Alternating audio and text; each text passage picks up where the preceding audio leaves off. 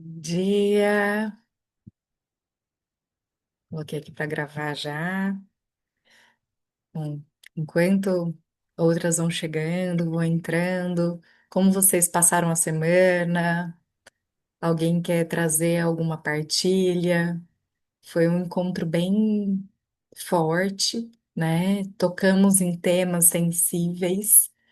Então, antes de tudo, eu quero perguntar para vocês como vocês ficaram, se ficou algum ruído, algum desconforto, alguma coisa martelando sobre, sei, alguma partilha, algum tema que precisa, às vezes, lapidar algo ou de uma acomodação.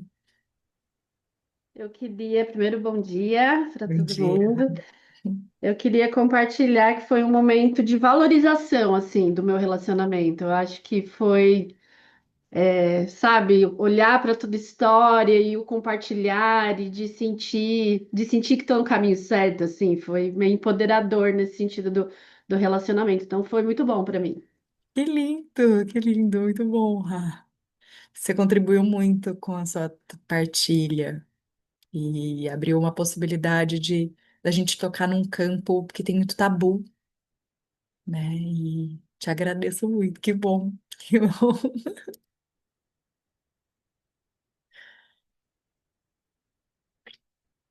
Mais alguém?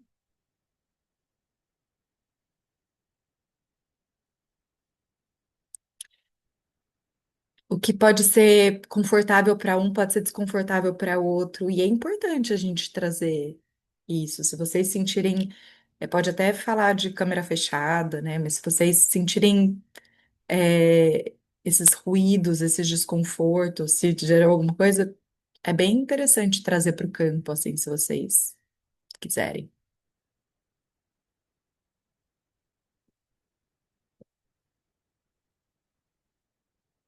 Uhum. E relacionamento de casal, ele tem um lugar muito bonito e desafiador, né? Porque é uma relação sem hierarquia, é uma relação onde ambos estão na mesma hierarquia. É, quando a gente tem uma relação hierárquica no relacionamento, de uma certa forma, dá um certo. A gente ainda fica nesses velhos lugares que tem um certo poder, de pais com filhos, de filho com os pais. Então, é um outro aprendizado, né? E a gente tem uma tendência em trazer isso para a relação de casal, em sentir segurança quando eu tenho um certo ou domínio ou submissão. Então, é fácil abrir esses campos na rotina de um casal, né? E muitas vezes a gente vai buscar o que está faltando da nossa relação com os pais, né? Então essas dinâmicas elas aparecem e a grande lapidação é a gente conseguir lembrar, peraí, deixa eu só, lembrar que é uma relação sem hierarquia. E a gente vai se ver nessas dinâmicas, pode trazer um outro olhar para a gente mesmo, né? Primeiro, nem precisa ser compartilhado, a gente pode primeiro constatar, entrar em contato para que então a gente possa partilhar se for necessário, né? E,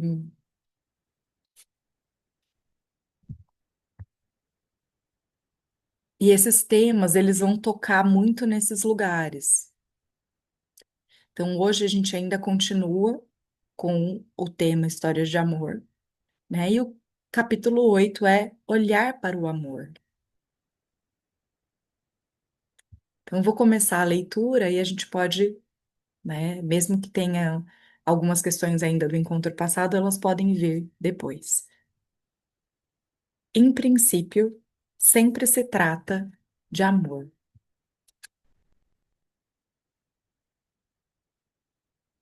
Em princípio, sempre se trata de amor. Mostra-se que em todo comportamento, mesmo que ele nos pareça estranho, o amor está envolvido e que depende de acharmos o ponto e a situação onde alguém está amando. No momento em que achamos esse ponto, ou seja, quando o amor vem à luz, a pessoa se sente bem e em ordem, independentemente de como está emaranhada. Então, através deste amor, pode-se procurar e achar uma solução. Portanto, qualquer terapia onde sentimentos negativos não levados em, perdão, portanto, qualquer terapia onde sentimentos negativos são levados em consideração, como por exemplo a raiva ou exigências contra os pais, no final revela-se como fracassada. Ela não acha o ponto onde alguém ama e também não o procura. Um ajudante que sabe desse amor recolhe-se diante dessas exigências. Do ponto de vista sistêmico, o ajudante adquire força quanto mais se alia internamente àqueles que são desprezados, acusados ou excluídos em uma família. Quando alguém tem queixas ou acusa a sua mãe ou seu pai, e o ajudante imediatamente lhes concede um lugar em seu coração, do ponto de vista sistêmico, ele estará ligado àqueles que possuem a maior força. Assim, pode ajudar muito mais ao seu cliente do que se aliando a ele contra os seus pais. Independentemente do que uma criança fizer contra seus pais, por exemplo, através de exigências, acusações ou desprezo, no final castiga a si mesmo. A alma não considera as explicações com as quais gostaria de justificar o comportamento. A alma da criança permanece vinculada aos seus pais. Também no relacionamento entre casais.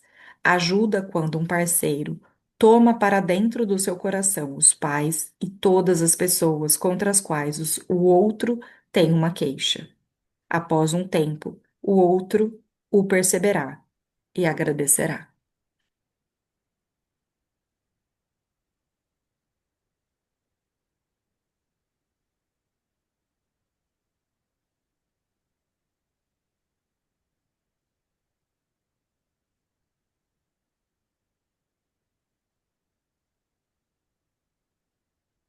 Como vocês sentem quando vocês levam um tema que vocês estão, por exemplo, tomadas, feridas? Por exemplo, partilhar com um terapeuta sobre a sua raiva ou a sua dor com relação ao seu parceiro ou com relação aos seus pais. E essa pessoa, ao invés de se posicionar do seu lado, ela te ajuda a ampliar o olhar para essa questão. Ela não pega imediatamente a sua dor como uma verdade absoluta. E ela não se alia a você. Qual a sensação imediata?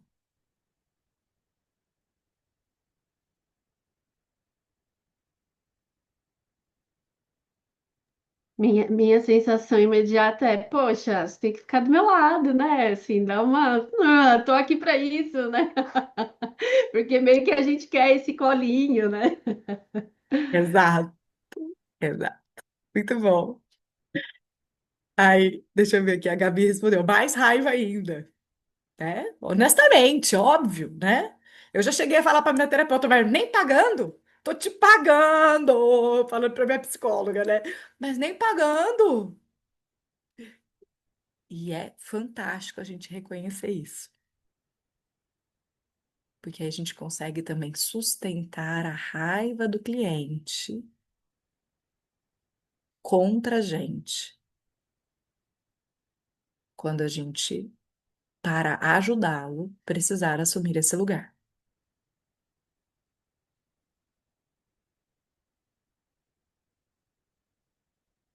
É natural sentir mais raiva ainda.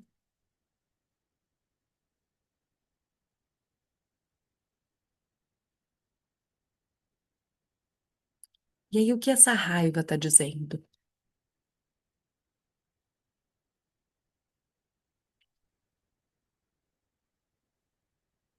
O que essa raiva está comunicando? Oi, pessoal. Oi, Grazi. Ah, deixa eu abrir aqui a câmera. O que que essa raiva tá dizendo pra mim é tipo, tu não tá me entendendo, tu não tá me olhando, tu não tá vendo a minha dor.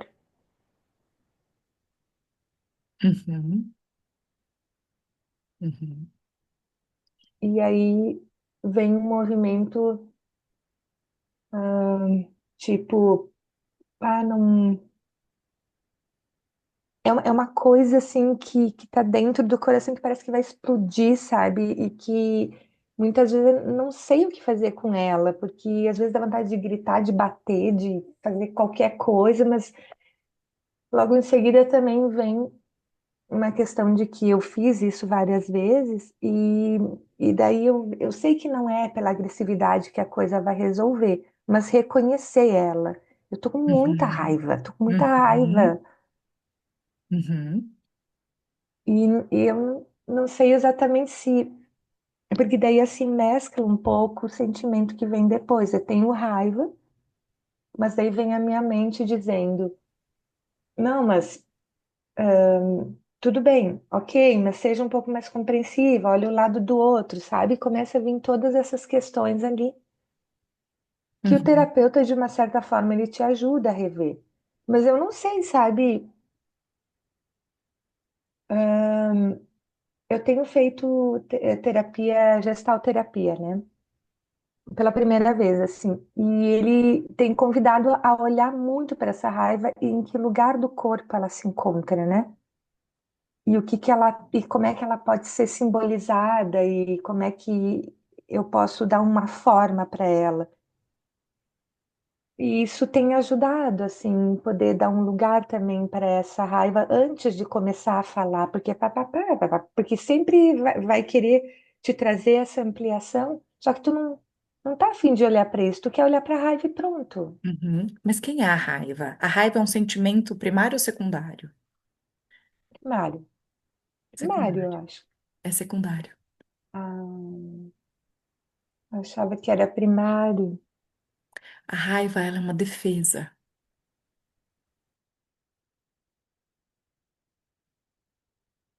E qual a origem da raiva, Grazi? Qual é o sentimento primário por trás da raiva? Necessidade de limite?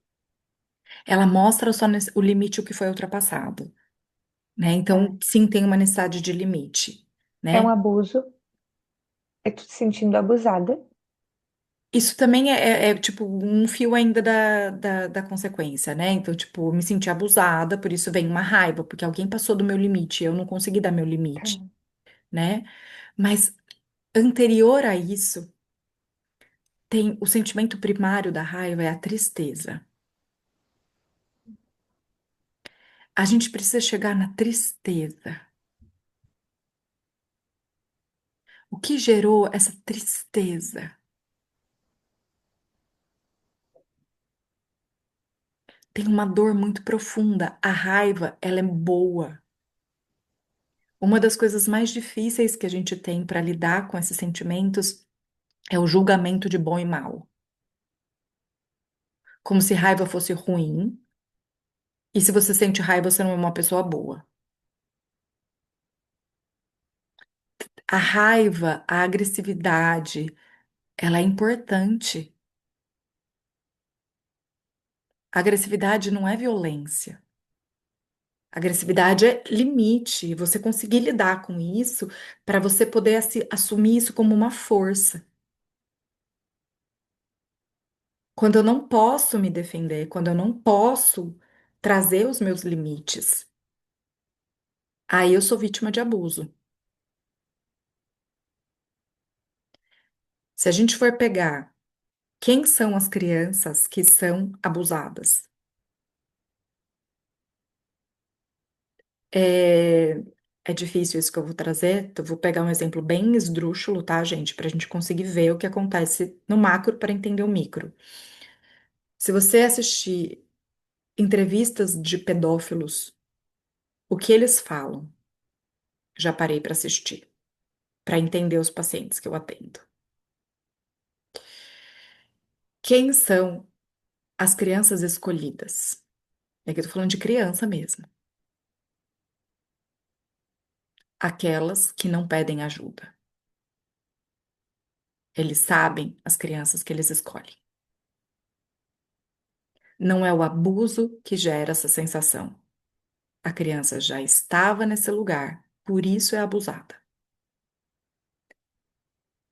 São as crianças que já estão no lugar de poupar os pais. Então elas não contam.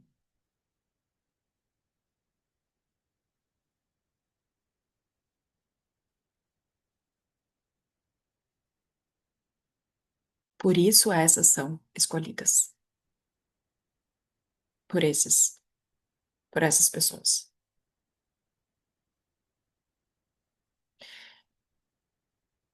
A sensação de abandono é anterior ao abuso.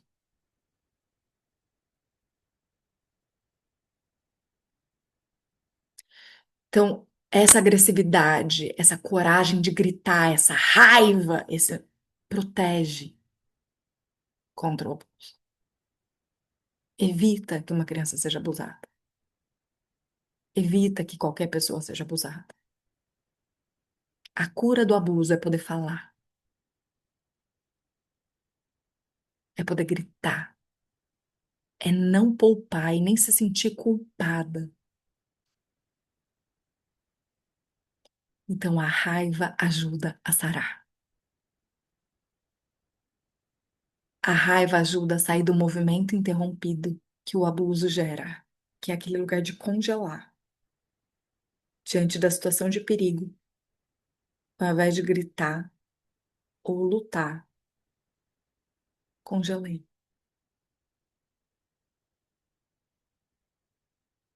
Então a raiva, ela descongela.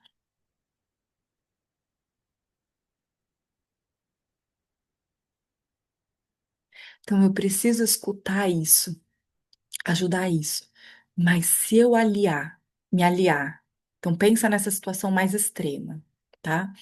Se eu pego, como acontece muitas vezes, me alio à pessoa que está gritando uma dor, uma raiva. Se eu me alio a ela contra quem ela considera o culpado, ela vai esperar que eu faça o movimento. E aí ela vai descongelar?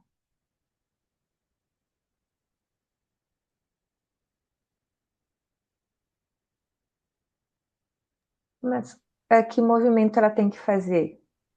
Não importa, nem fica preocupada com o movimento, mas se eu me alio e eu faço o movimento por ela, ela vai descongelar? Não. Não. Agora, se eu ajudo ela a lidar com isso, e poder falar, e poder gritar, e dar força para ela nisso.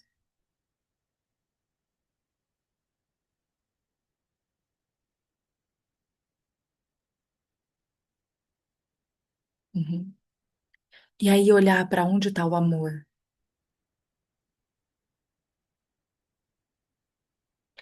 Esse é o tema aqui. Olhar para o amor. Alguém que está com muita dor, que ultrapassou seus limites. Onde está o amor? O amor, por exemplo, dessa criança. Ela tá com raiva dessa mãe que não protegeu. Vou dar um exemplo aqui, tá? Tá com raiva desse pai que não olhou para ela. Mas essa raiva esconde o quê? Uma tristeza. Porque o que que essa criança queria?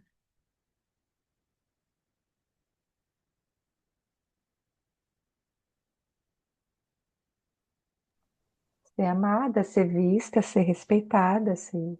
Uhum.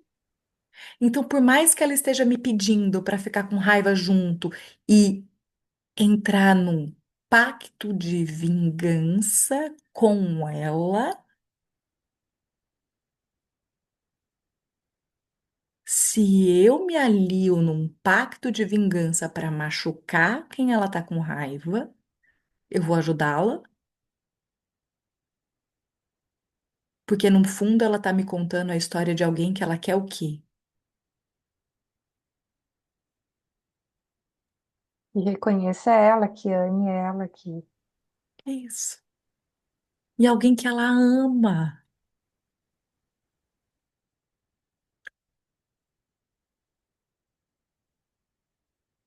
Ela tá buscando ajuda para fazer a ponte com essa pessoa.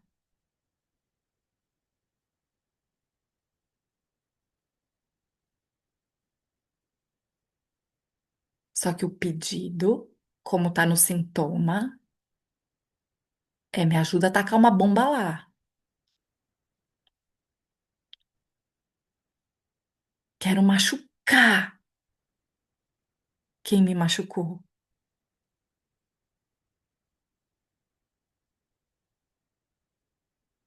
Mas não é o que ela quer de verdade.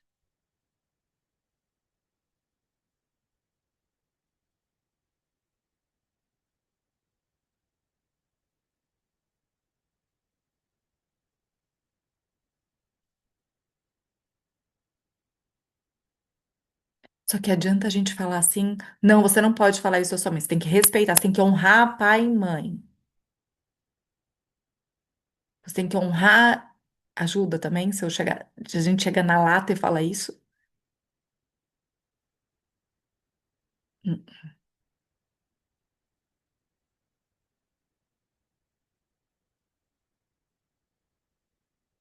Preciso ter uma escuta do sintoma,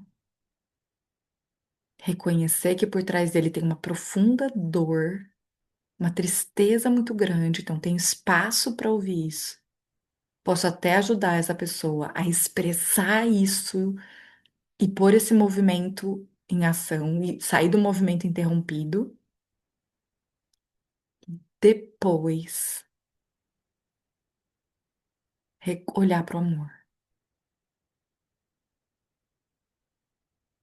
O amor dessa criança.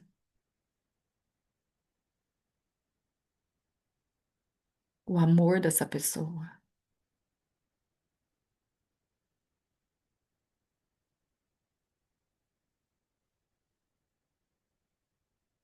Pense em alguém, vou pegar exemplos bem extremos, tá? Alguém que está num relacionamento abusivo. Adianta? Quando a gente se alia e fala, é verdade, vamos lá, eu vou junto com você.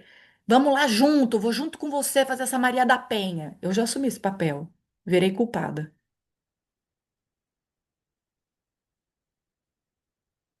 Aconteceu isso com uma amiga minha. Virei a culpada da história. Aprendi na dor. Não adianta. Quando a gente se alia, quando a gente entra na dinâmica vítima, culpado, salvador, a gente não ajuda mais.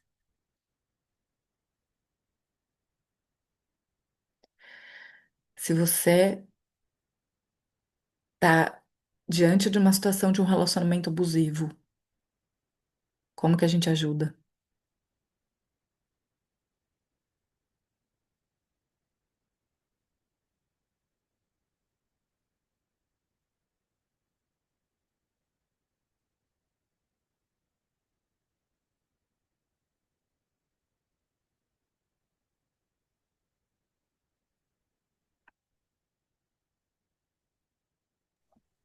talvez reconhecendo essa dor da pessoa e se colocando ali, caso ela precise de algo, mas deixar que ela mesma encontre a saída.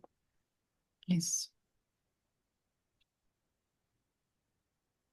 E é um lugar silencioso, difícil.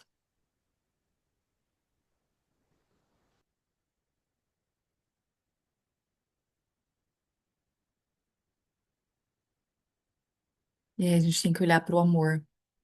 Por mais que tenha violência, onde está o amor dessas duas pessoas?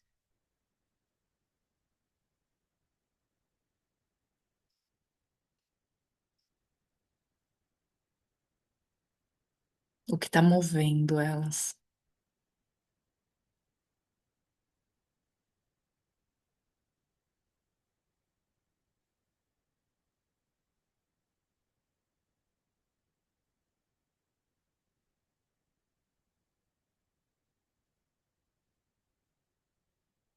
Se a gente coloca no coração a pessoa que ela ataca, só da gente fazer isso abre um campo imenso de possibilidade. Então, esse tem sido o maior treino na minha experiência, tanto profissional quanto pessoal. Quando alguém traz algo com muito ataque a outro, com, se imaginem fazendo essa, se imaginem, hoje eu falo, tragam essa imagem, imaginem essa cena. A pessoa começa a te contar. Vocês acolhem no coração tudo que ela está trazendo, tudo faz parte. Imagina que é tipo um caldeirão no centro da conversa do campo, que tudo cabe. Pode trazer tudo. Só imagina que tudo cabe, para não abrir resistência a nada. Imagina que está entrando tudo. Cabe a raiva, cabe a dor, cabe tudo. Cabe a alegria, cabe o amor. Tudo cabe. E você imagina a pessoa que ela tá com raiva ali do lado. E você põe essa pessoa no seu coração.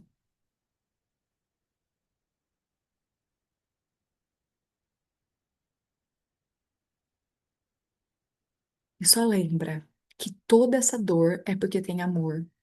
E tudo que ela mais quer é ponte, não bomba. Ela não quer faixa de Gaza.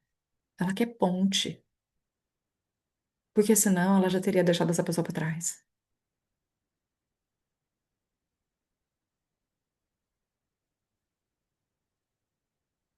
Senão ela não estaria aqui pedindo ajuda.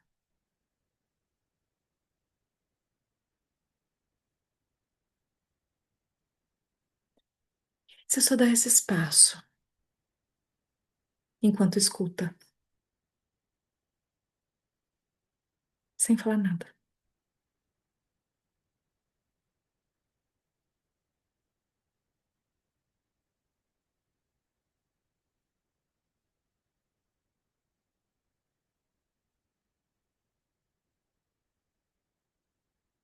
Tragam sempre a presença, como se você pudesse escolher um ponto dessas histórias todas, que é olhar para o amor. Foca no amor.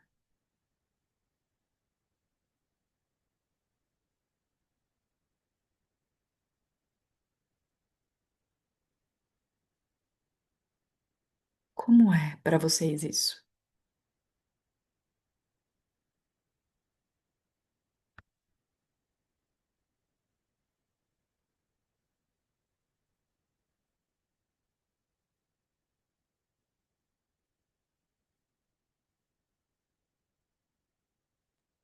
Fica mais leve. É lindo.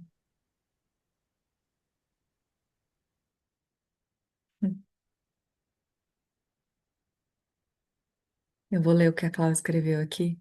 Rê, nos cavalos é tão incrível. Muitas vezes acontece coices e mordidas num campo inteiro se mexendo, e percebo que não existe esta ponte e me perco em algo. Os cavalos me trazem à tona esta presença, mostrando generosamente. É tão incrível, tenho aprendido cada vez mais e mais. Que lindo, que lindo. Os animais não têm intenção, né? Eles vão só mostrar.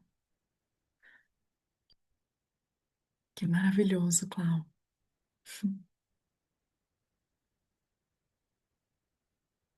Uau.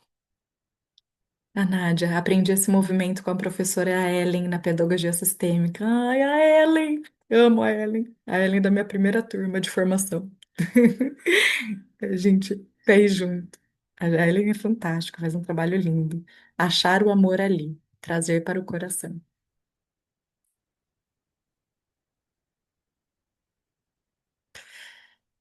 É, na escola, a professora Angélica Oliveira, que também é uma professora da Ellen, né?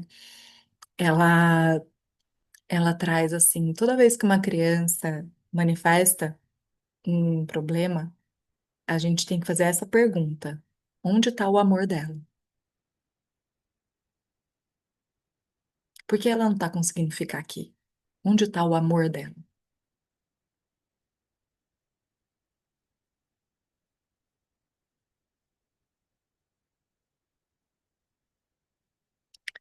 E ela até conta uma história de uma criança que levava um canivete para a escola e um dia ameaçou uma outra criancinha e foi um escândalo na escola. E, e aí chamaram ela e ela foi lá e falou, e trouxe essa pergunta: onde está o amor? Aí foi ver, era uma criança que o pai não era presente, que o pai nunca estava junto e que o pai tinha esse canivete e deixou para a criança. Tipo, a criança pediu e era um canivete que representava o pai dele, dessa criança. E quem é o pai? O pai é quem leva a gente para o mundo, né? Então, o pai, ele mostra a nossa borda, o nosso limite, né? Se a gente pensar que a simbiose mãe e bebê é um lugar sem borda, extremamente importante para desenvolver um apego seguro. Só que se a gente passa tempo demais, a gente fica sem borda do eu sou você, eu sou eu, você é você. Fica eu e você uma coisa só. Então, o poder amar o pai é o que ajuda a gente a fazer borda. Eu posso descolar da simbiose, olho para minha mãe, você é você, eu sou eu. E vou aprendendo a dar limite. Então, se eu não consigo ir para o mundo com um limite, tudo me invade. Então, quanto essa criança podia estar se sentindo invadida? Quanto essa criança podia estar sem borda, ao ponto de querer levar o pai dela para a escola com um canivete? Então, assim ela estava ali, dizendo: eu tenho pai, eu tenho limite. Foi um exemplo muito bonito. Só que se a gente olhar, parece uma criança má. Imagina se os julgamentos pegam assim, essa criança violenta, uma criança má, uma criança que vai fazer mal pro amiguinho, e só e não olhar pro amor.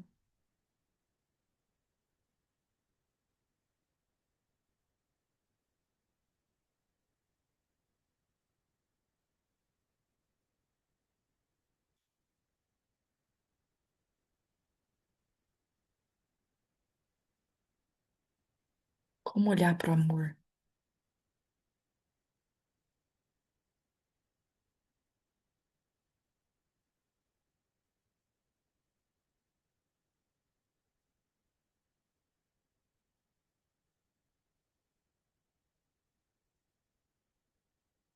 E como sustentar no corpo essa escuta?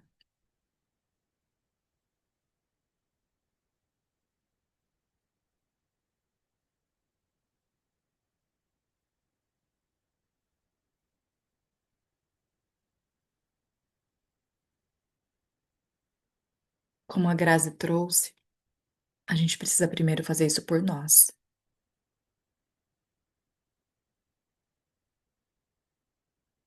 E aí a gente vai conseguindo ter espaço para o outro.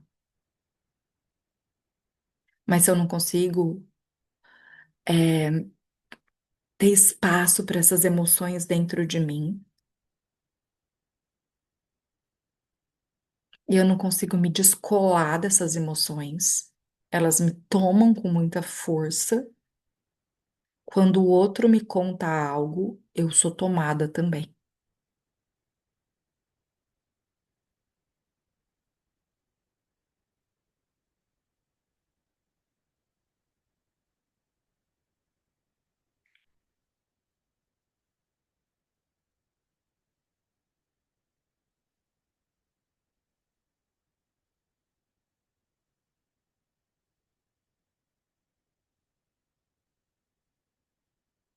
Quem quer trazer algo, compartilhar algo?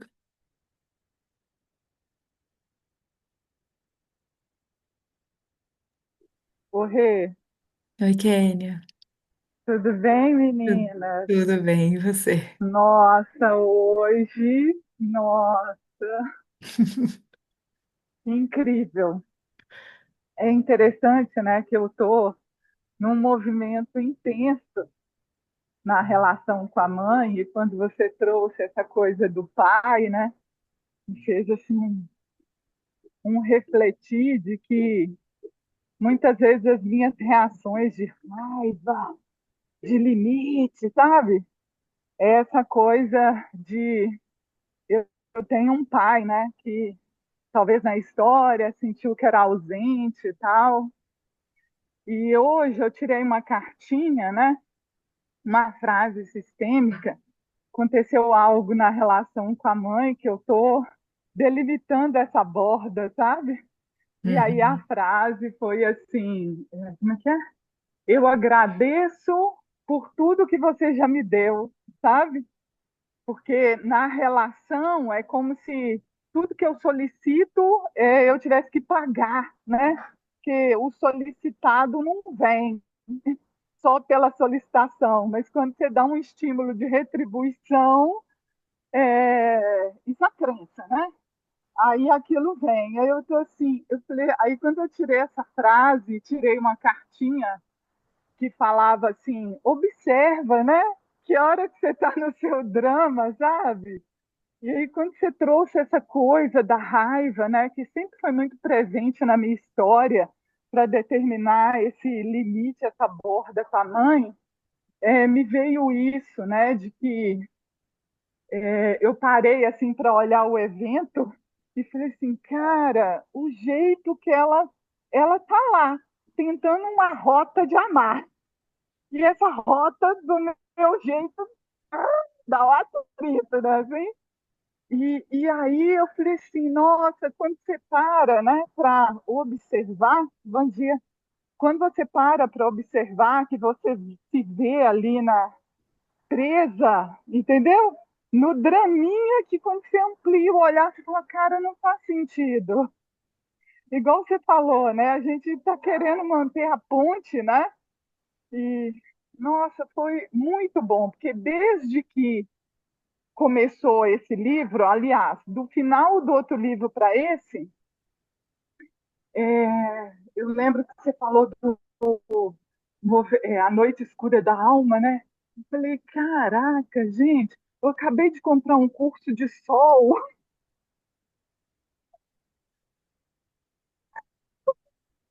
Eu acabei de comprar um curso de sol, gente. Eu estou fazendo um negócio de ciclo circadiano para trabalhar hormônio. O que, que esse negócio quer dizer, sabe? E aí aqui agora veio assim para mim que eu estou o tempo inteiro nessa coisa de trabalhar pai e mãe, sabe? E aí essa, essa frase que eu tirei ontem depois que eu meditei, e essa fala sua de que por trás da raiva tem a tristeza, tem esse amor nossa, isso fez tanto, tanto sentido, sabe? que, Quero agradecer muito, muito mesmo. que bom, que bom. Nossa, fez Lindo. assim muito, mas muito sentido nesse movimento que a gente fica, né? Uhum. Atravessando e que vai ser assim, né? Porque as falas de hoje, gente, eu me deparei que eu estava indo para o mesmo lugar, mas com as falas de hoje, a gente, eu falei, nossa, gente, Kênia, você está querendo uma fluidez reta que não existe, Muito bom, Kelly, muito bom, sabe? muito bom, muito bom. Nossa, Obrigada, assim, só tem que agradecer. Obrigada. que lindo. É.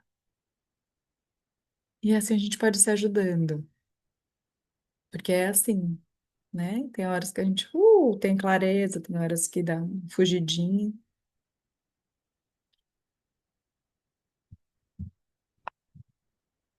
E eu vou ler, a Cláudia escreveu aqui, vejo muito isso no meu marido, ele toma tudo para ele, sente tudo o que todos falam. Difícil até comentar algo, preciso perceber se é possível. E como nunca é, tenho pouca conversa, sabe? É, É um lugar bem importante esse.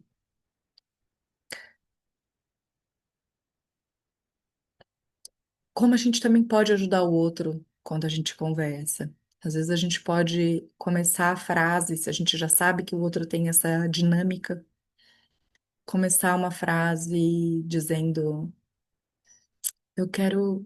Eu tô precisando dividir algo com você, mas assim, nem pega, tá? É só porque eu preciso. Você não precisa fazer nada com isso. Eu quero só dividir. Só vigia para não pegar minha dor. E aí a gente pode, inclusive, ajudar o outro a perceber isso. Homem tem uma escuta, geralmente, muito intervencionista, né? É muito comum nos homens, na grande maioria, não é uma regra, mas muitos homens têm essa escuta, que é como se você conta algo, eles têm que fazer algo. Então a escuta já é atravessada de intervenção, de tomar. A gente só tem que falar assim: não, calma, eu não quero que você faça nada com isso, eu só quero dividir. Você não precisa me dar, mandar o que eu tenho que fazer. Então é até uma escuta impaciente. É muito comum. Então a gente já introduz essa fala antes, né? Para ajudar. Ó, não, não toma a minha dor, hein? Porque se você ficar contra, né? Às vezes eu já falo até assim, ó, não vai ficar contra essa pessoa. Eu quero que você me ajude a restabelecer a relação, porque se você ficar contra, aí é que a relação não vai resolver. E aí a gente já introduz um pouquinho para poder contar.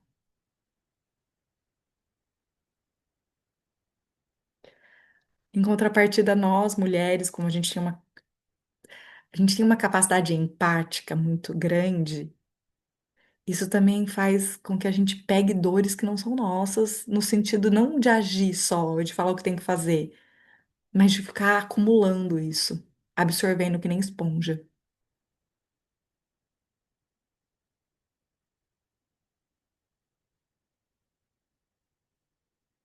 Boa, Cláudia escreveu, obrigada. Boa, obrigada por me lembrar. Entro numa paciência que fico cega. A gente, né, também entra mesmo. E esse é um ponto muito bom da relação de casal. Como ela é sem hierarquia, como eu também enxergo no outro o meu espelho daquilo que eu não vejo, das minhas projeções, e como lembrar disso o tempo todo para aprender com isso, onde a gente vai aprender junto. É fácil a gente entrar na polaridade na relação de casal. Então, um começa a espelhar o oposto do outro. E aí a nossa tendência é exigir do outro. Só que o ponto é equilibrar o meu extremo, onde eu tô na polaridade oposta. Por exemplo, se eu começo a receber pouco na minha relação, a tendência é cobrar. Só que eu tenho que lembrar que se ele tá dando pouco, é porque eu tô dando muito. Então eu tenho que equilibrar o lado onde eu escorrego. E aí a gente vai para as nossas dinâmicas, o que a gente achou que era como que a gente seria amada. Se a minha dinâmica de sobrevivência, se o meu funcionamento é acreditar que é só salvando geral que eu vou ser amada, eu tenho uma tendência a dar muito nas relações.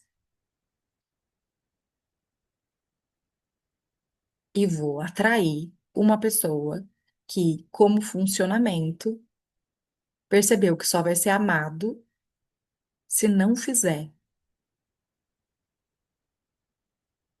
Porque aí o outro vai ter função. Então,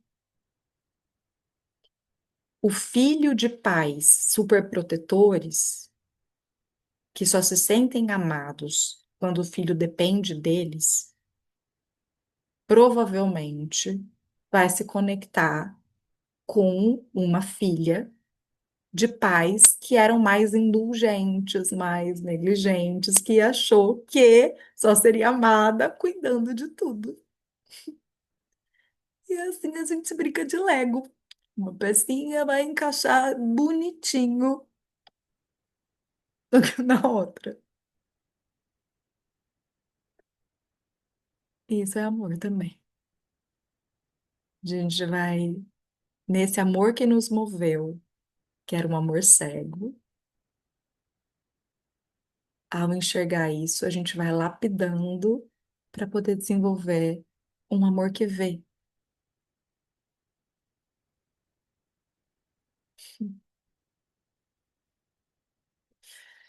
Aquela escreveu, nossa, uau, ok, né? Muito bom isso, só verdade. É.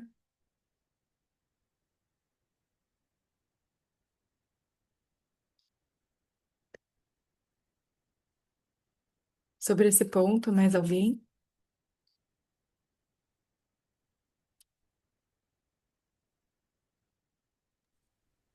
É muito interessante isso tudo, né? Você sabe que esse final de semana foi, né? Foi aniversário do meu marido e aí veio a família toda para casa, né? Uhum.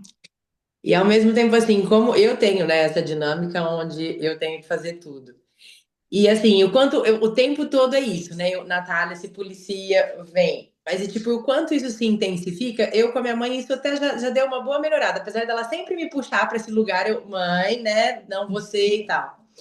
Mas quando a minha irmã tá junto, como é difícil. E aí, como eu me pego assim, né? Porque aí vem minha irmã com os sobrinhos, e é uma delícia, é uma coisa que eu gosto. Só que aí, assim, chega uma hora aqui em casa que eu tô com essa raiva, que eu tô querendo matar, mandar todo mundo embora. Porque eu falo assim, é uma demanda, e eu fico assim, besta, porque ninguém percebe. Eu acho que é isso, né? Assim, enquanto eu não sinto vista. Gente, eu fiz tudo, eu tô fazendo tudo, e o tempo todo, assim, a minha irmã demandando, porque ai, a minha mãe precisa disso, daquilo, ela lá na coisa. Ontem, assim, a hora que eu me peguei, eu tava fritando e tentando me controlar, porque depois eu entro na culpa, né? Como que eu tô sentindo raiva disso, gente? São meus sobrinhos, é tudo coisa que eu amo. Mas eu acho que o quanto é isso, né? Ninguém tá me vendo aqui, né? Que eu tô que nem uma doida pra lá e pra cá, fazendo tudo. E então, é muito, assim, você descreveu toda a dinâmica, né? Mas, assim, pra mim, o quanto é difícil não ir pra esse lugar depois de culpa do que eu sinto, sabe? Dessa raiva. Uhum. Que isso para mim é o mais difícil. Muito bom, Nath, muito, muito, muito bom. E pensa, olha que fantástico, essa raiva é o seu termômetro. Essa raiva, ela expressa o seu limite. Ela é o chiado do rádio. Uhum, Se a gente reconhecer a raiva imediatamente e conseguir já dar um tutu, sabe, no dial do rádio, sabe, para não esperar ficar super chiado. E aí você já percebe, começou a nascer a raiva, já tô passando do limite. E lembrar, olhar pro amor. Olha pro amor, ninguém tá fazendo isso contra você. Essa é a dinâmica que enreda todas. uhum, Só a irmã acreditou que é só não fazendo que seria amada, você acreditou que era fazendo. Isso aqui, nessa dinâmica, tá? Que pode ser que em outra dinâmica ela faça a mesma coisa que você com outras pessoas. uhum, Então, a gente sempre vai ter os dois extremos. Então, nessa configuração, aparece essa dinâmica. Então, se tá ruim pra você, tá ruim pra ela. Se tá ruim pra você, tá ruim. É só lembrar disso. Se tá ruim pra mim, tá ruim pra todos. sim, Então, quando eu ajusto um pouco, por mais que vai me dar uma certa culpa, abre o espaço. E quanto mais precisa a gente for com essa sensação da raiva, menos reativa a gente vai ser. E aí a culpa, ela vai te mostrar que tem uma outra forma, lembra? Né? Daquilo da Nick, né? tem uma outra forma de agir. E, e aí a gente pode conseguir não agir de um jeito que machuca. Não é engolir a raiva e não é expurgar a raiva. É conhecer a raiva como uma amiga professora que está me mostrando que eu passei o limite. Sim,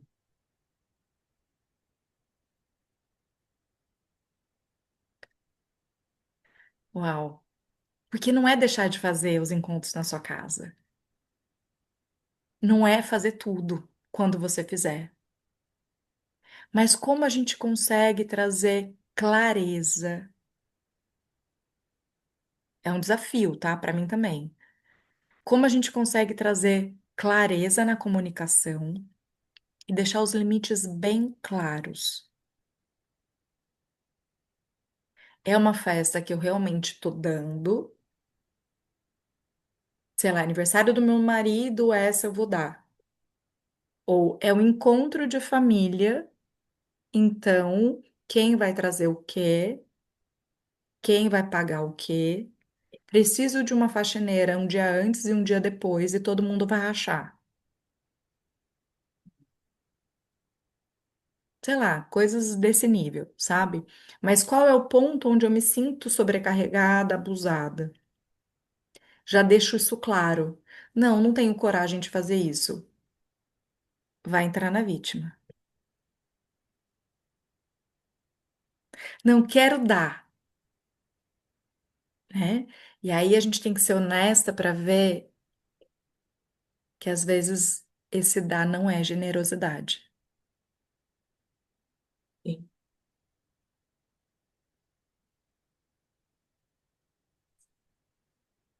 perfeito. Que lindo, Nath, muito bom. Uma das, um dos desafios mais difíceis para mim desse último ano, assim, acho que faz um pouco mais de um ano que eu tô percebendo isso. Ai, gente, é um tempo, né? É essa questão da generosidade. Um funcionamento de doadora compulsiva, que foi o que eu me peguei, não tem nada a ver com generosidade,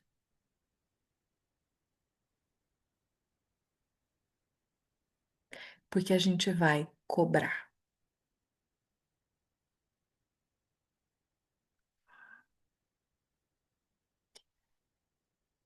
E aí a cobrança ela é pesada e ela afasta o outro.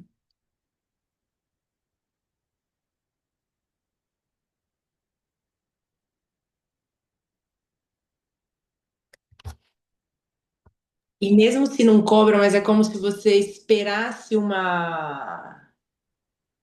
uma gratificação, né? Alguma, nossa, ninguém tá nem vendo, Uhum. né? Tem hora que eu me pego nisso.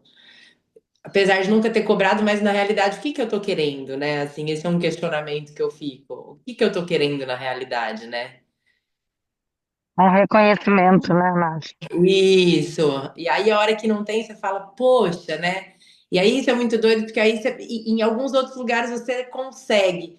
Mas não sei, parece que a hora que vem, assim, aquele o teu sistema, quando eles te colocam naquele lugar de novo, né? E o quanto é difícil, eu me pego muito nessa briga. Eu tô enxergando, mas por que que eu tô indo, né? Assim, eu não tô conseguindo sair. É como se te puxasse para aquilo, né? E Então, aí eu percebo assim que às vezes eu falo, nossa, parece que eu tô até entrando em parafuso, porque eu tô enxergando e eu tô indo, que coisa mais louca, né? E a hora que você fala não, quantas pessoas te olham assim, como não, né? Porque tá tão enraizado essa dinâmica, né? Isso é muito doido, né? é. E essa palavra que você usou é muito importante, né? Porque parece que eu tô em parafuso, porque é um transe. É um transe. Então, é esse lugar de que eu tô consciente, até consigo me descolar da dinâmica, assistir de fora, mas esse bonequinho que tá aqui tá marionete Isso, total. é. Bem isso. Só um ponto importantíssimo, assim, para pensar da sua fala, é que, olha, me escuta agora repetindo, né? Eles me colocam nesse lugar, E eu vou, né? mas são eles que te colocam? Não, sou eu que vou, né? É, não é nem só você que vai, é uma dinâmica de todos. Sim, É tipo um vórtice. Todos entram no mesmo transe. sim, E aí vai para aquela configuração onde cada um se encaixou ali num pedacinho do carrossel.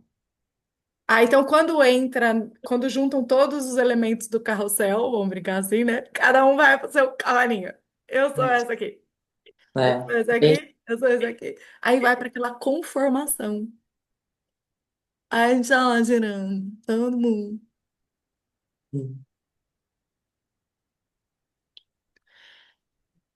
E essa observação de fora. Então, tem a sua parte mais consciente que está presente, que está vendo. Essa é uma etapa fantástica da nossa evolução.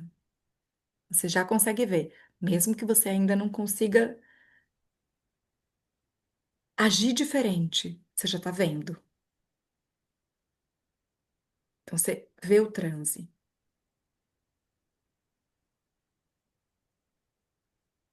E a gente está aqui para aprender a fazer isso. Como conseguir não entrar em transe dentro da dinâmica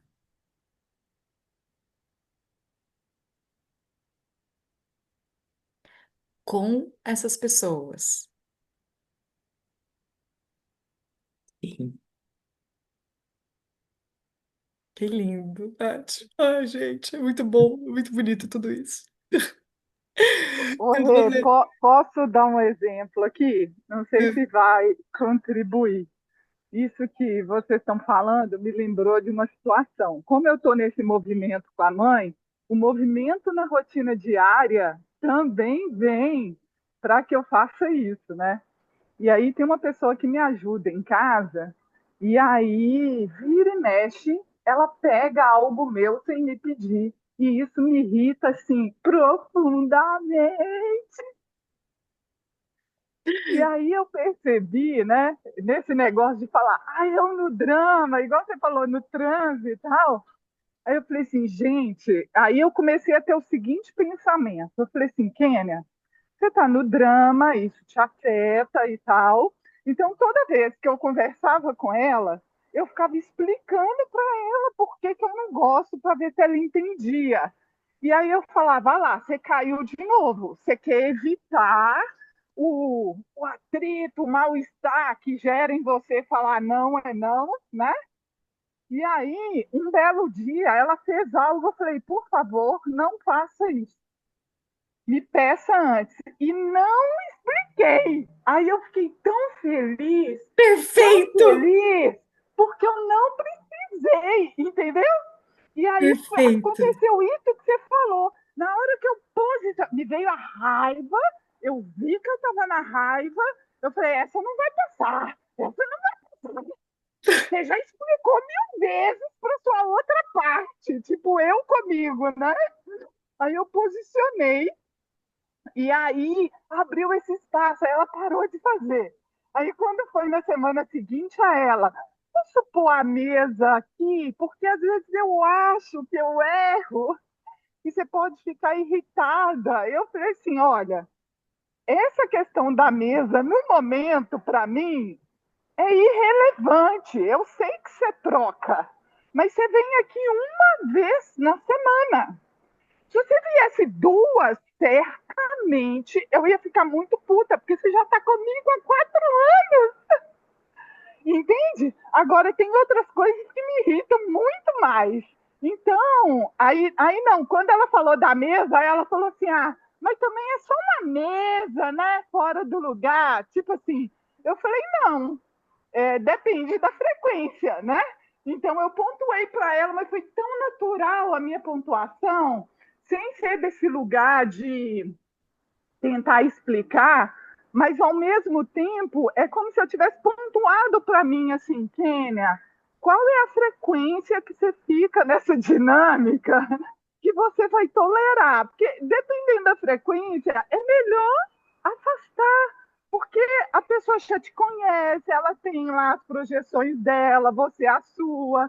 Você pode escolher outra coisa sem ser Muito bom, isso, Kelly. sabe? E eu E, achei isso tão fantástico, Rê, porque essa coisinha do dia a dia me ajudou a pontuar com minha mãe, nela ter convidado as amigas dela para vir da minha casa. Aí eu normal da coisa, mas como você convida? A casa não é sua, a casa é minha, eu que convido. E foi tão natural que abriu esse espaço aí que você falou. Não, você falou assim, quando você pontua e abre o espaço para o novo, maravilhoso, maravilhoso. E eu não olha que sei se importante. ajuda a clarear, né? Assim, desse Mas não é nem posicionamento. isso, mas não é nem pela ajuda para o É, grupo, é para você mesmo, para poder falar, fazer também isso, isso, é. isso, né? E isso é muito bom, porque olha a diferença quando a gente dá um limite claro, pensando em criança. Não é não. Às vezes não é não. Quando a gente vai explicar demais para uma criança, isso fica elástico. Isso dá brecha, isso dá não sei o quê. A criança não tem que entender, muitas vezes, toda a nossa dor, nosso medo, nosso drama, as implicações. A criança nem tem essa dimensão moral de certo e errado. Entendeu? Não tem que ser tão. Fica elástico. Limite elástico é tipo limite. Ele passa. Não precisa ser tão rígido, mas algumas coisas. Quando você fala que não é não, para a criança dá contorno, dá calma, dá proteção, né? Então, se eu não conseguir desenvolver isso na infância, eu posso ter essa dificuldade também de dar esses limites. Fica essa negociação do limite. Muitas vezes por trás da explicação tem uma negociação do limite, do que é inegociável para gente, né? E talvez até mesmo, não. Por exemplo, entrar na minha casa e mudar minhas coisas de lugar é não. Não. Eu gosto da minha casa dessa ordenação. Posso até me abrir para uma sugestão. Você fala, nossa, o que que você... eu vi aqui, o que que você acha às vezes de colocar isso aqui? Você não acha? Me deu uma ideia. Posso até achar legal. Mas chegar e mudar as coisas de lugar, eu me incomodo absurdamente. Tem gente que não. Tem gente que isso é legal, né? Mas a gente precisa saber o que é inegociável para gente.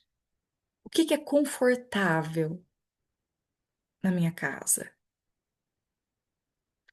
E se eu tenho essa carência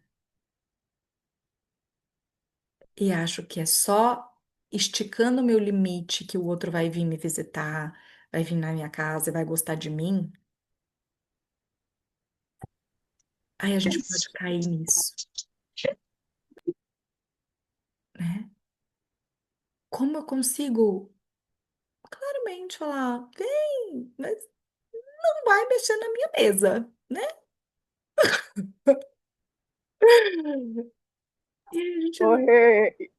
Nossa, gente, vocês não têm noção, minha cabeça está explodindo de coisas tão boas, assim, saber que bom que a gente vai indo nesse fluxo e vai cooperando, né? E eu fico vendo essas minhas projeções da relação de mãe e pai o tempo inteiro, né? O tempo inteiro nessas relações. E está sendo muito rico eu falar assim para minha criança: olha, nesse contexto, vamos posicionar. O de pior que pode acontecer é você ficar sem essa pessoa, e se ficar, tá tudo bem, você sabe fazer, Isso, entendeu? Porque isso. assim a gente vai construindo essa borda que na relação com a mãe não tinha, e vai trazendo esse movimento do pai, do limite, e você vai fazendo escolhas saudáveis, né? Eu percebo isso. Eu emagreci 30 quilos nesse movimento que eu estou falando aqui, sabe? Então, assim, nossa, nossa, gente, isso é muito Muito bom, poderoso, muito bom, muito bom. entendeu? É muito poderoso. Isso, muito bom. E isso só pegando um gancho aqui, eu vou ler para a gente depois passar para outro tema. É, o peso é um reflexo da dificuldade de dar limite. Tá no equilíbrio entre dar e receber. O que eu tomo, o que eu dou, né? Porque quando eu não consigo sentir a saciedade e entra mais do que eu preciso, é que vai ganhar peso.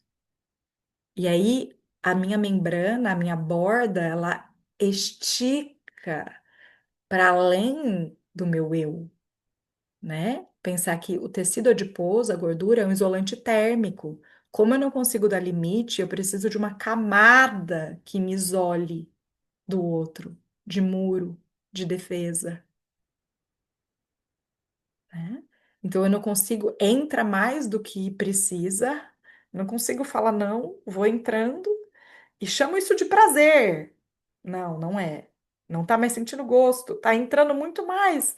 Não consigo falar chega para comida. E aí vai esticando o meu limite corporal para me separar do outro, né? Então, quando eu começo a fazer isso dentro, não preciso mais disso fora. Só que se eu não consigo fazer isso dentro, só a perda de peso pode ser até agressiva para a pessoa, porque ela vai precisar de alguma outra defesa. Então, ela pode se sabotar e voltar a engordar, porque dá muito medo. Vão me invadir mais ainda, né? Que lindo, Kenny. Né? Os 30 quilos estão derretendo só como um presente de tudo que você está fazendo dentro, né? Tipo, não precisa mais. Maravilhoso, maravilhoso. Deixa eu ler, a Cláudia escreveu aqui. O primeiro não com limites que falei para minha irmã, sem satisfação, foi libertador e ela ficou paralisada tentando entender por horas. Nunca mais entrei na vítima com culpa e coloco esta clareza do limite fácil. Isso só aconteceu ano passado, porque havia um abuso. Que incrível. Exato, é um transe. E sabem o que a Kênia trouxe? O meu funcionário na fazenda é um amor e a esposa não. Eles excederam o som no domingo à noite e ele estava tocando no meu quarto. Liguei e falei: desliga o som, por favor. Sem história e medo dele ir embora. No outro dia, ele vem me dizendo que a mulher quer ir embora porque não aceitam um não. Sustentei e conversei com ele. Ele que se arrume em casa com quem não aceita regras. Sim, né? Porque é limite claro, ali é a sua casa, né? Eles trabalham para você e um respeita o outro, né? Eu gosto muito de uma frase que é: o seu direito termina onde começam os meus. Os meus direitos terminam onde começam os seus. Assim a gente encontra o limite um do outro, né? A Andrea, nesse caso de mudar, chamou o arquiteto decorador, isso aí, né? Ah, que uau, que reflexão poderosa, que lindo, que lindo. E vou passar para o item 9 para que a gente não perca essa potência. Se precisar, a gente continua falando sobre ele no próximo, mas que está dentro já de tudo que a gente compartilhou até agora, que é permanecer no amor. Então eu olho para o amor e como, mesmo diante da dor, da tristeza, da raiva, eu consigo permanecer no amor. Conhecemos o amor que vincula. Através de um amor especial, somos vinculados aos nossos pais, nossos parceiros amorosos e nossos filhos. Quero dizer algo sobre o amor, porém algo diferente do que talvez vocês esperem. Às vezes, ouvimos as palavras: permaneçam no amor. O que significa isso? Permanecer no amor. Conhecemos o amor que vincula. Através de um amor especial, somos vinculados aos nossos pais, nossos parceiros amorosos e nossos filhos. Por estarmos ligados a eles dessa maneira, estamos separados de outros ao mesmo tempo. Permanecer no amor significa que tudo é amado de maneira como é, e que tudo é incluído na alma da maneira como é. Significa que concordamos com tudo como é e que amamos tudo como é, exatamente como é. Significa também que concordamos com a vida do jeito que ela é, exatamente como é, com a própria vida como ela é, com a vida alheia como ela é, e com a criação exatamente como ela é. A luta também faz parte dessa vida. A vida de um disputa o lugar com a vida do outro. Se permanecermos no amor, então também amamos isso. Os opostos, a luta, a vitória e o fracasso, viver e morrer, os vivos e os mortos, o passado assim como foi, o futuro da maneira que vier, exatamente como vier. Nesse amor, somos amplos e encontramos-nos em sintonia e acordo com tudo. Este amor é a entrega ao todo, é a religião em sua essência. Neste amor, somos plenos, serenos, podemos assistir a como tudo se desdobra, estamos entregues ao próprio destino e respeitamos o destino do outro e o destino do mundo. Estar entregue ao todo dessa maneira significa permanecer no amor. Isso também tem consequências para o nosso trabalho. Quem permanecer no amor dessa forma pode assistir a tudo da maneira como é, à felicidade e à infelicidade, à vida e à morte, ao emaranhamento e ao sofrimento. Como ama o todo e está entregue a ele, às vezes também se torna ativo no fluxo da vida, sem superioridade, sempre em sintonia e com aceitação. Quem ajudar dessa maneira permanece sem preocupações e é livre. Todos possuem sempre o mesmo tamanho e a mesma importância. No todo, ninguém é melhor ou menos bom. No todo, estamos simplesmente presentes.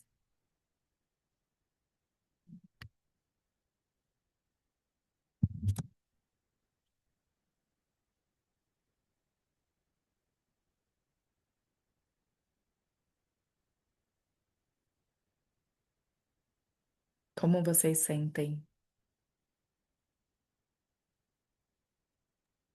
Para mim é algo grandioso demais ainda. Parece que eu sinto que eu já encostei, assim, já senti. Eu sei como é e sei que é bom, mas é meio surreal ainda, sabe? Essa é a minha sensação. Será que eu chego nesse nível? Será que eu vou estar tão evoluída assim? E aí já vem o julgamento. E aí, poxa, pronto, já perdi a linha de novo, mas estamos no caminho. Eu aceito, né? Eu aceito. Muito bom, muito bom. Todos nós, ah.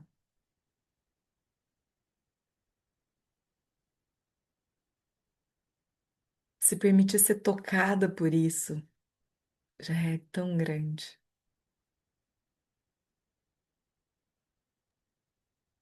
A sensação que eu tenho com esse último texto é que tudo tá interligado, tudo tem o seu lugar e tá ok. Cada um, cada coisa no seu lugar e ligado ao mesmo tempo. Mas também, como a Raquel falou, dá uma sensação de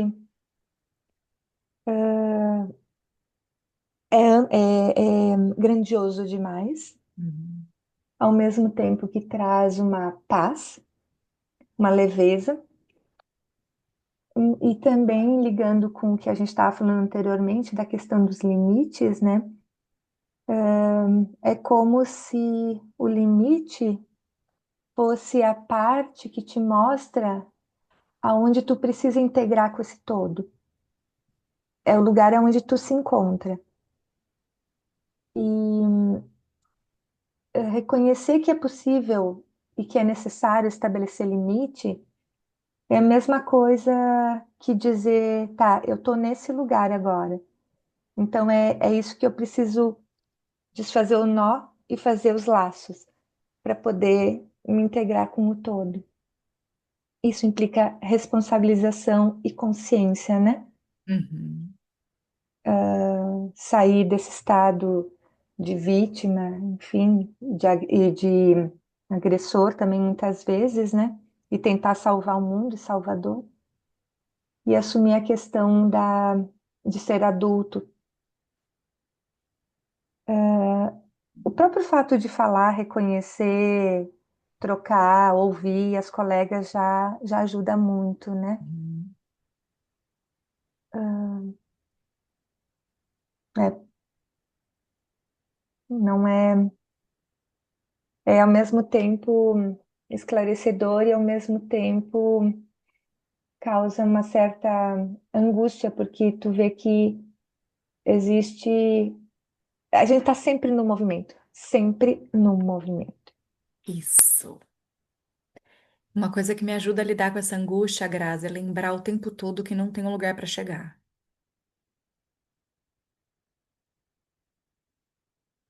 A gente não vai chegar num lugar.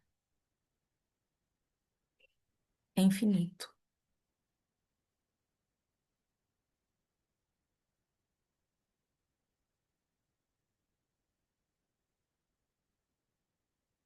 Um dia a gente ganha, um dia a gente perde, um dia a gente está na medalha de ouro, outro dia a gente está em último. E como se divertir com tudo isso? Um dia a gente vai estar na luta, um dia a gente está no amor pleno, um dia a gente está na depressão, outro dia no cume da montanha.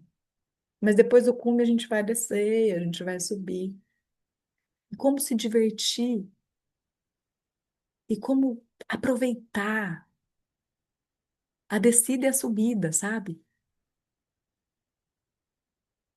Aquela hora que a gente desce, que parece que você tá descendo num buraco que você, meu, você fala, "Ah, tô rolando rápido ainda, né?" Do tipo, não dá nem pra brecar.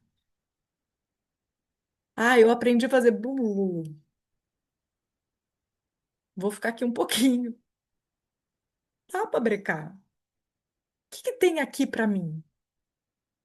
Tem horas que vem uma tristeza que dá um abraço de urso, que você fala, eu aprendi a falar, o que que tem pra mim aqui? Aí, de repente, parece bipolar, né? Você fala,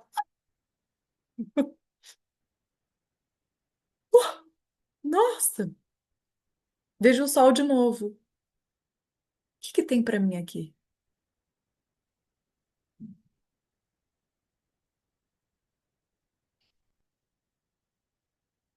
E lembra que nenhum vai ficar muito tempo.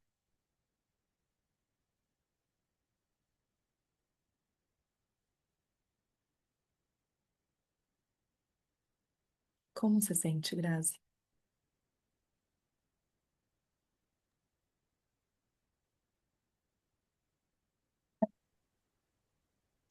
Mas aliviada, mas aliviada. Só saber que não tem um lugar específico para tu chegar, que é o fluxo. É o fluxo. Dá uma certa angústia, assim, também, nesse processo de construção contínua, porque a tendência é minha, né? Uhum. É querer me controlar, é querer entender, é querer explicar, é querer controlar. Mas quando tu fala isso, eu sei, a minha alma sabe disso, eu sei que é assim, que Uhum. é o fluxo, que é o processo.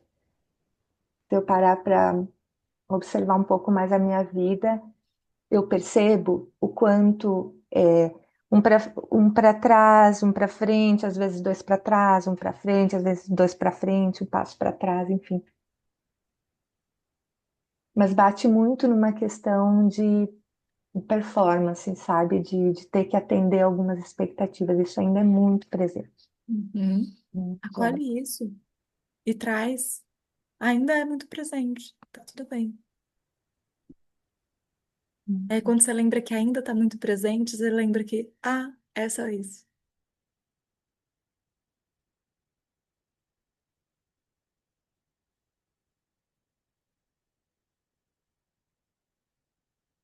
E aí é muito bom.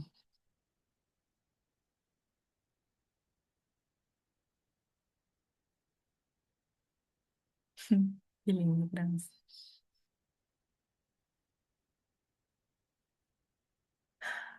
Lu,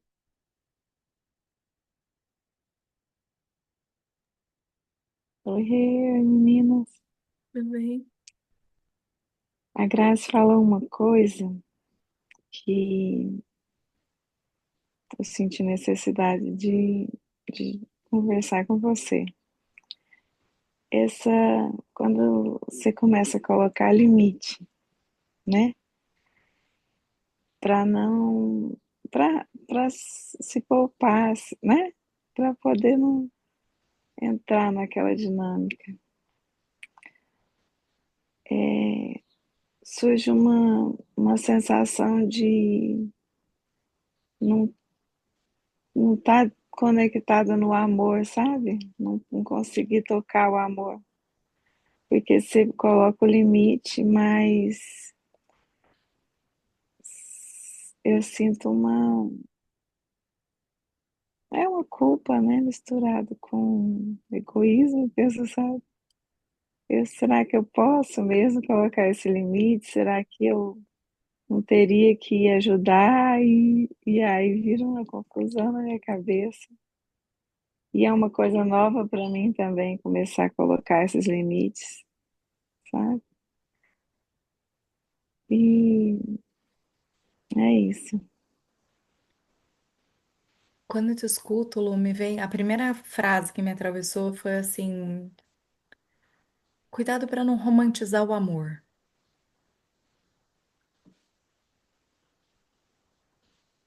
Porque quando você fala, acho que eu não toquei o amor, que imagem de amor você tem?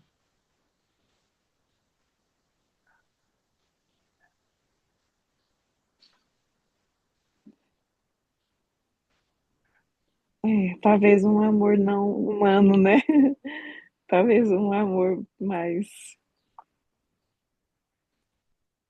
não sei. É, talvez um amor que não seja possível pra gente, né? Um amor mais. Eu fico Qual pensando, imagem? Me traz uma imagem. Quando você acha que você não tocou amor, o que você está julgando como não amor? Qual atitude você julgou como não amor?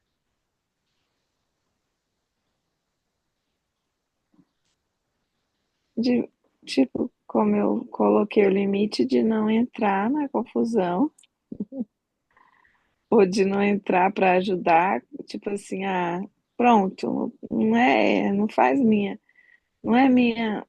Tipo, eu preciso cuidar de mim, eu não vou ter que ficar cuidando de outra pessoa, de outras pessoas, E por que isso é egoísmo? porque E por que isso é não amor?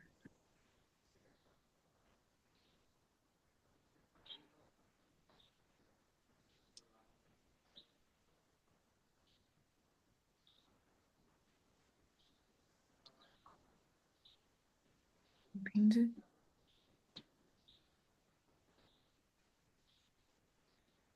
Esse é o amor do espírito e não o humano. Entende? Quando você diz talvez não seja um amor humano, é pelo contrário. Essa confusão é humana. Esse permanecer do amor é com a confusão, é com a luta, é com a dúvida.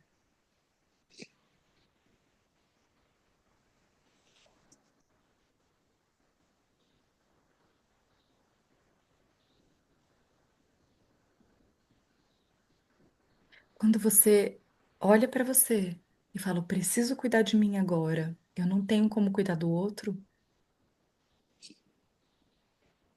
o que você está fazendo?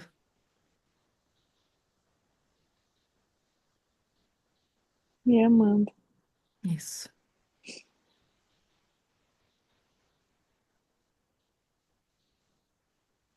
A começar em mim.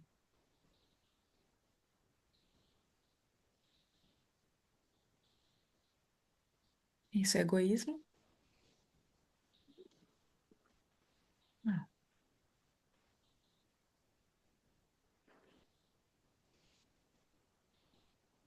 Isso, inclusive, libera, por exemplo, seus filhos para não precisarem fazer isso por você.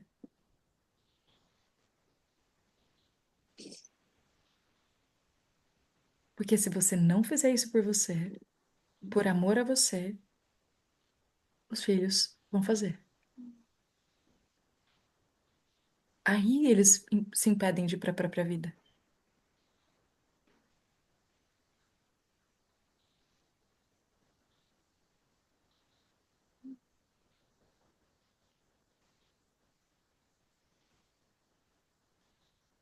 Se você vê um filho andando por um caminho perigoso, que pode cair num abismo, amor é falar, vai lá, filho. Ou falar, não! O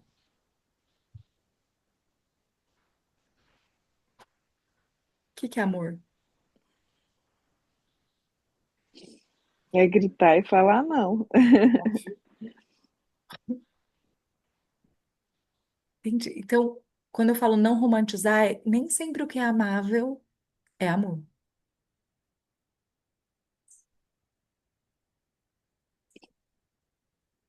Nem sempre o que parece docinho é amor. Às vezes, é aí que tá o desamor. É aí que tá o não ver o outro. Aí tá o egoísmo. Quero que você goste de mim. Tô olhando só porque eu quero receber, mesmo que isso custe você.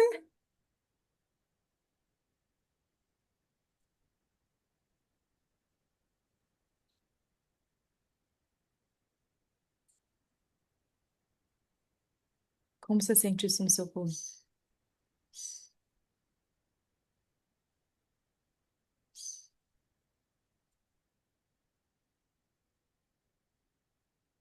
É difícil sustentar. Uhum. Então dá um espaço para isso. Ainda é difícil sustentar eu me amar, permanecer no amor e confiar que você é amada.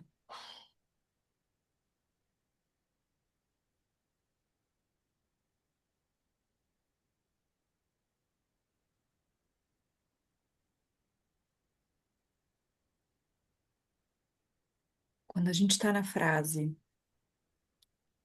eu no seu lugar, antes eu morra que você,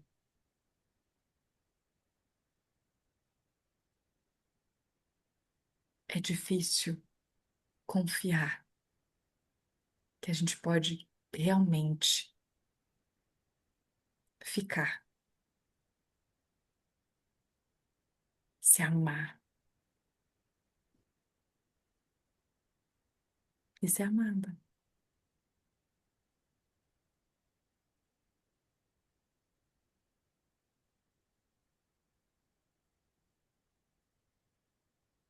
Dá espaço para isso, Saulo. Tá? A gente tá. São 9h32, Rá. É, pode falar rapidinho? Traz só. Tá, eu só grifei uma parte que mexeu muito comigo, né? Como amo o todo e está entregue a ele. Às vezes também se torna ativo no fluxo da vida, sem superioridade, sempre em sintonia com a aceitação. Quem ajudar dessa maneira permanece sem preocupações e é livre. E aí eu vi que a Cláudia falou, né? É, tem dia que eu tô assim, tem dia que não, mas eu não preciso me preocupar aonde eu vou chegar, né? E como se divertir com tudo isso que a Cláudia colocou. E aí é isso. Para mim, a reflexão que fecha é essa. Que lindo, maravilhoso. Uau, que potente, né? Que potente tudo isso. Eu vou ler o que a Cláudia escreveu aqui, compartilhando a mensagem da Renata. O que me faz lidar com angústia é lembrar que não temos lugar para chegar. Ah, a Cláudia fez um resumo do que eu estava falando. Agora que eu vi, ela é ótima nisso, gente. Ela pega umas coisas que ela posta no Instagram e fala, vou te contratar. Ela, vou até salvar aqui, Cláudia. Pera aí, deixa eu copiar aqui. Mandei mensagem para minha filha. Ela fez um resuminho aqui. Vamos, vou só ler. O que me faz lidar com angústia é lembrar que não temos lugar para chegar. Um dia a gente ganha, outro a gente perde. Como se divertir com tudo isso? Um dia estamos na luta, o outro no amor pleno. Um dia embaixo, outro no cume da mão. Peraí, um dia embaixo e o outro no cume da montanha. Como aproveitar a descida e a subida, sabe? Tem hora que vem uma tristeza e dá um abraço de urso. E eu paro, olho, o que tem para mim aqui? Abre o sol de novo e lembra que nunca vai ficar muito tempo num só lugar. Que lindo. Grata. Grata a todas vocês por estarmos juntas nessa descida e subida. Uma linda semana. Que a gente aprenda a se divertir e permanecer no amor, no que a vida trouxer essa semana. Até segunda. Um beijo.